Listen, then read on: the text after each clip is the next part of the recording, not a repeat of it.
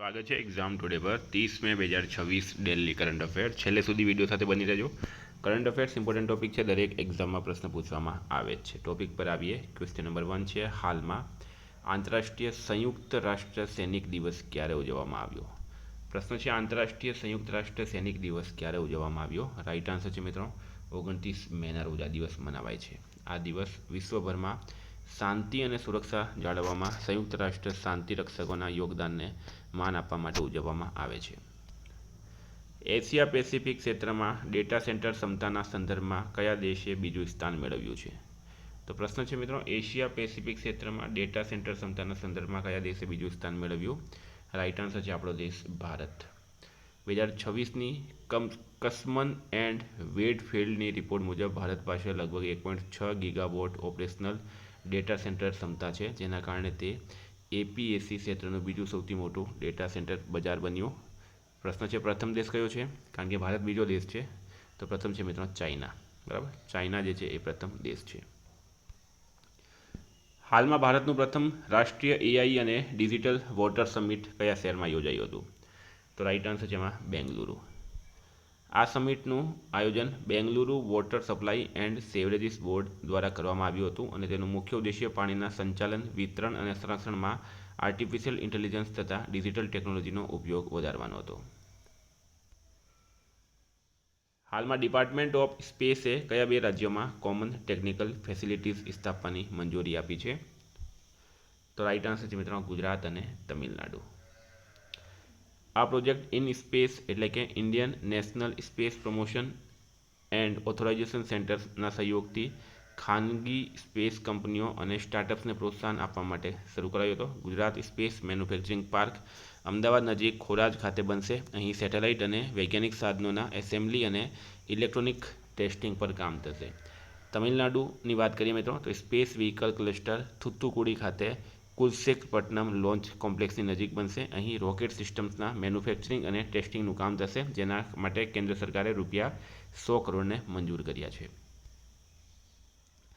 મિત્રો એક્ઝામ આવી રહી છે તમારી, ખાસ કરીને 14 જૂને કોન્સ્ટેબલ એલઆરડી, બરાબર, જેને પણ અત્યાર સુધી પણ કરંટ અફેર્સ બાકી છે, કરંટ અફેર્સ લઈ લેજો એક્ઝામ ટુડેનું 15 થી 20 માર્કનું કરંટ અફેર પૂછવામાં આવશે, બરાબર, ખૂબ જ ઇમ્પોર્ટન્ટ અને આઈએમપી સબ્જેક્ટ છે મિત્રો। કરંટ અફેર સ્કોરિંગ સબ્જેક્ટ છે, તો એને તમે જરાક સિરિયસ લો।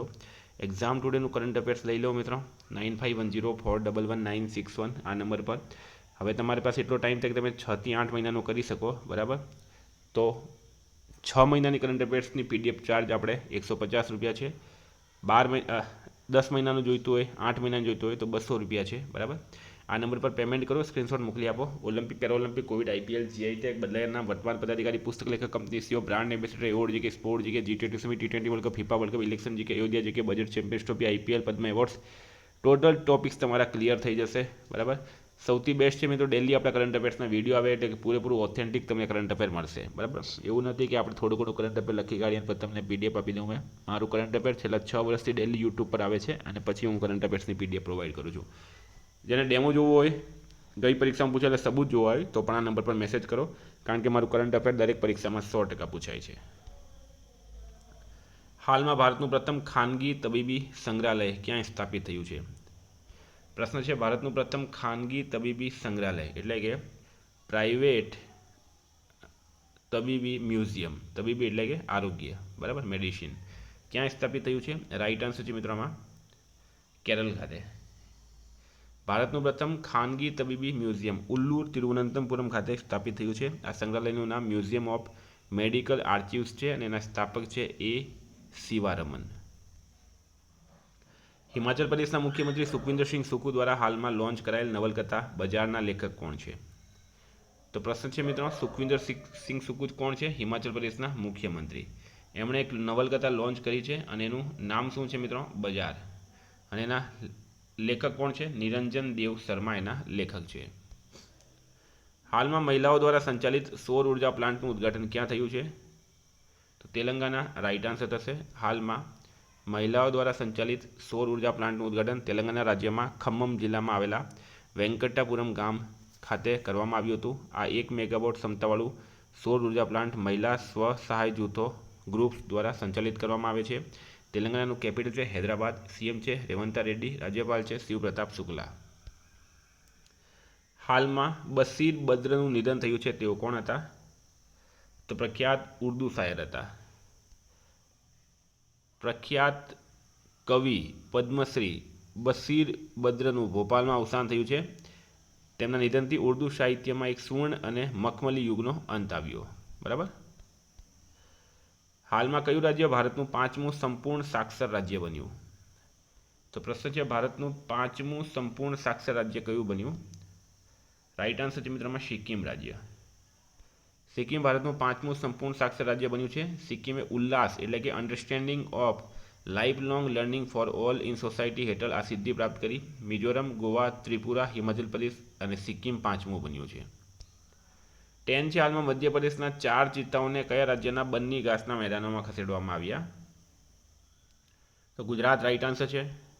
તમને ખ્યાલ હશે નામીબિયાથી અને આફ્રિકન દેશોમાંથી ભારતમાં ચિત્તા લાવવામાં આવ્યા હતા અને મધ્યપ્રદેશના કુન્નો નેશનલ પાર્કમાં એને છોડવામાં આવ્યા હતા.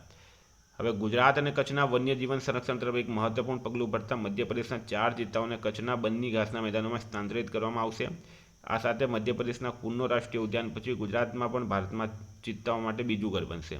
સાથે મિત્રો ગુજરાતને એક બીજી પણ સિદ્ધિ પ્રાપ્ત થશે. વાઘ, દીપડા, સિંહ અને ચિત્તા આ 4 પ્રાણી એક રાજ્યમાં હોય એવું ગુજરાત એકમાત્ર સ્ટેટ બનશે. પ્રશ્ન છે ચંદ્રયાન 3 મિશનને હાલમાં કઈ સંસ્થા દ્વારા 2026 ગોડાર્ડ એસ્ટ્રોનોટિક્સ એવોર્ડ આપવામાં આવ્યો છે? તો રાઈટ આન્સર છે American Institute of Aeronautics and Astronautics. ભારતના ચંદ્રયાન 3 મિશનને વોશિંગ્ટન ડીસી ખાતે પ્રતિષ્ઠિત 2026 AIAA ગોડાર્ડ એસ્ટ્રોનોટિક્સ એવોર્ડ આપવામાં આવ્યો છે. અમેરિકામાં ભારતના રાજદૂત વિનય વાત્રાએ ઇસરો વતી આ એવોર્ડ સ્વીકાર્યો હતો. ક્વાત્રા છે મિત્રો એ. હાલમાં કયો દેશ ઇન્ટરનેશનલ બિગ કેટ એલાયન્સમાં સત્તાવાર રીતે જોડાયું? તો મિત્રો આ સમજી લો તમે વર્ષનો સૌથી ઇમ્પોર્ટન્ટ પ્રશ્નોમાંનો એક છે. બરાબર. સાઉદી અરેબિયા રાઈટ આન્સર થશે. ઇન્ટરનેશનલ બિગ કેટ એલાયન્સ જૂનમાં એનું સમિટ ભારતમાં યોજાશે. સાઉદી અરેબિયા 22 મે 2026ના રોજ ઇન્ટરનેશનલ બિગ કેટ એલાયન્સનું નવું સભ્ય બન્યું છે. આ જોડાણ સાથે હવે સંસ્થામાં 26 દેશો અને 5 નિરીક્ષક દેશો સામેલ થઈ ગયા. ભારતની પહેલની વાત કરીએ. આ એલાયન્સ ભારતની આગેવાની હેઠળની એક વૈશ્વિક પહેલ છે જેને PM નરેન્દ્ર મોદી દ્વારા 2023માં લોન્ચ કરવામાં આવી હતી. કેન્દ્રીય કેબિનેટ ફેબ્રુઆરી 2024માં તેને મંજૂરી આપી હતી. 7 પ્રજાતિઓનું સંરક્ષણ વાઘ, સિંહ, દીપડા, હિમદીપડો, ચિત્તો, જગુઆર અને પૂમા આ 7 એવી પ્રજાતિ છે જે કેટમાં આવે, બરાબર, બિલાડીમાં આવે અને એનું સંરક્ષણ કરવા માટે આ બિગ કેટ એલાયન્સનું ગઠન કરવામાં આવ્યું. રાજનાથ સિંઘે કયા દેશમાં ભારતીય યુદ્ધ સ્મારકનું ઉદ્ઘાટન કર્યું? તો રાઈટ આન્સર છે મિત્રો દક્ષિણ કોરિયા. દક્ષિણ કોરિયાના સિયોલ નજીક આવેલા પાજુમાં આવેલા ઐતિહાસિક ઇમજિગાંગ પીસ પાર્ક ખાતે ભારતીય યુદ્ધ સ્મારકનું ઉદ્ઘાટન કરવામાં આવ્યું. તે કોરિયન યુદ્ધની 75મી વર્ષગાંઠ નિમિત્તે ભારતીય સૈનિકો ખાસ કરીને મરૂન એંગલ્સ તરીકે જાણીતા 60 પેરાફિલ્ડ એમ્બ્યુલન્સના બલિદાન અને માનવતાવાદી સેવાઓને સમર્પિત છે. હાલમાં ક્વાડ દેશો ઇન્ડો પેસિફિક ક્ષેત્રમાં દરિયાઈ માળખાગત સુવિધા વધારવા માટે કયા દેશમાં સંયુક્ત બંદર બનાવશે? તો રાઈટ આન્સર છે મિત્રો ફિજી. બરાબર. ક્વાડ દેશો કયા કયા છે? ભારત, અમેરિકા, જાપાન અને ઓસ્ટ્રેલિયા. હાલમાં ક્વાડ વિદેશ મંત્રીઓની બેઠક ન્યૂ દિલ્હીના ભારત મંડપમાં યોજાઈ હતી. બરાબર. તો ક્વાડ દેશોએ ઇન્ડો પેસિફિક ક્ષેત્રમાં દરિયાઈ માળખાગત સુવિધાઓ મજબૂત બનાવવા માટે ફિજીમાં સંયુક્ત બંદર પોર્ટ ઇન્ફ્રાસ્ટ્રક્ચર પ્રોજેક્ટ વિકસાવવાની જાહેરાત કરી. ક્વાડનું પૂરું નામ છે ક્વાડ્રિલેટરલ સિક્યુરિટી ડાયલોગ. 15 છે ભારતે કયા દેશ સાથે મહત્વપૂર્ણ ખનિજો અને REMની સપ્લાય ચેન સુરક્ષિત કરવા માટે કરાર પર હસ્તાક્ષર કર્યા? તો રાઈટ આન્સર છે મિત્રો આમાં યુનાઇટેડ સ્ટેટ્સ એટલે કે અમેરિકા. ભારતે અમેરિકા સાથે મહત્વપૂર્ણ ખનિજો એટલે કે ક્રિટિકલ મિનરલ્સ અને દુર્લભ પૃથ્વી તત્વો એટલે કે રેર અર્થ એલિમેન્ટ્સની સપ્લાય ચેન સુરક્ષિત કરવા માટે એક મહત્વપૂર્ણ દ્વિપક્ષીય કરાર ફ્રેમવર્ક એગ્રીમેન્ટ પર હસ્તાક્ષર કર્યા છે. 16 છે હાલમાં કયા રાજ્યના મુખ્યમંત્રી યેદુરપ્પાએ રાજીનામું આપ્યું? રાઈટ આન્સર છે મિત્રો કર્ણાટક. હવે નવા સીએમ કોણ બનશે? તો શિવકુમાર જે છે મિત્રો એ નવા સીએમ બનશે. અત્યારે ડેપ્યુટી સીએમ છે એવી પૂરી સંભાવના છે, પણ યેદુરપ્પા એમનું રાજીનામું આપવામાં આવ્યું હાલમાં અને એ કોંગ્રેસના મુખ્યમંત્રી હતા. તો મિત્રો આ હતા કરંટ અફેર્સના પ્રશ્નો. વાત કરીએ રિવિઝનની. તો ફ્રેન્ડ 29 મે 2026 રિવિઝન પર આપણે આવી ગયા. મહિલા સ્વાસ્થ્ય માટે આંતરરાષ્ટ્રીય કાર્યવાહી દિવસ ક્યારે ઉજવવામાં આવ્યો? 28 મે. મહાન સંગીતકાર સની રોલિન્સનું નિધન થયું છે. તેઓ કયા સંગીત વાદ્ય સાથે સંકળાયેલા હતા? તો ટેનર, સેક્સોફોન. પ્રથમ વિશ્વ યોગાસન ચેમ્પિયનશિપ 2026નું આયોજન અમદાવાદમાં. પ્રાથમિક તબક્કે અટલવાડી યોજનાનો લાભ મેળવવા માટે ગામની વસ્તી ઓછામાં ઓછી 2000થી વધુ હોવી જોઈએ. તમામ વહીવટી સ્તરે ભ્રષ્ટાચાર નાબૂદ કરવા માટે હાલમાં પ્રોજેક્ટ ઝીરો ક્યાં શરૂ કરવામાં આવ્યો? કેરળ ખાતે. 2026માં યોજાનારી કોમનવેલ્થ ગેમ્સ માટે ભારતના સેફડી મિશન તરીકે કોની નિમણૂક કરવામાં આવી? રોહિત રાજપાલની. ઇઝરાયલ સાથે થયેલા કરાર હેઠળ ભારતના કયા રાજ્યમાં પિનાકા મલ્ટીબેરલ રોકેટ લોન્ચરનું ઉત્પાદન કરવામાં આવશે? મહારાષ્ટ્ર. કઈ નેપાળી ફિલ્મને કાન્સ ફિલ્મ ફેસ્ટિવલમાં જ્યુરી એવોર્ડ એનાયત થયો? The elephant in the fog. કયા ઓપરેશન હેઠળ 27 માઓવાદીએ ઝારખંડ પોલીસ સમક્ષ આત્મસમર્પણ કર્યું? ઓપરેશન નવજીવન. મધ્યપ્રદેશ સરકારે સિંહસ્થ કુંભ 2028 માટે એઆઈ આધારિત ઉકેલ અમલમાં મૂકવા માટે કોની સાથે ભાગીદારી કરી? Google cloud. કયા દેશમાં ભારતીય માતા પુત્ર પરવીન રાની અને તુષારે વિવિધ પ્રાદેશિક પરિષદોની મેયરની ચૂંટણી જીતી છે? બ્રિટેન.